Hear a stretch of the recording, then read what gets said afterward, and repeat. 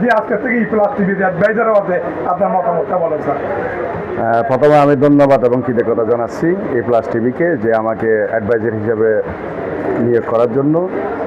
তো আমাকে যেহেতু অ্যাডভাইজার হিসেবে নিয়োগ করেছেন, সেজন্য আমি আমার তামাংঘটিলা বণিক সমিতি এবং চট্টগ্রাম মেট্রোপলিটন মোবাইল ব্যবসায়ী সমিতির পক্ষ থেকে ই প্লাস টিভিকে ধন্যবাদ জানাচ্ছি।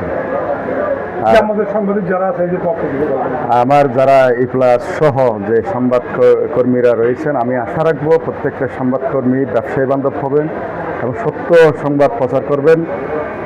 অদূর ভবিষ্যতে ই প্লাসের চলার পথে আমি উপদেষ্টা হিসেবে যদি আমাদের কোনো সহযোগিতার প্রয়োজন হয়, আমি সবসময় ই প্লাসের পাশে থাকব। আমি আশা রাখবো ব্যবসায়ী বান্ধব নিউজ হবে, সত্যের পক্ষে নিউজ হবে, নির্ভয়ে নিউজ হবে এবং দেশের কল্যাণে, সর্বোপরি দেশের মানুষের কল্যাণে নিউজগুলো হবে।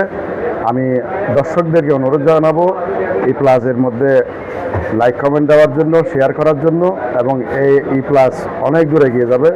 আমি ধন্যবাদ।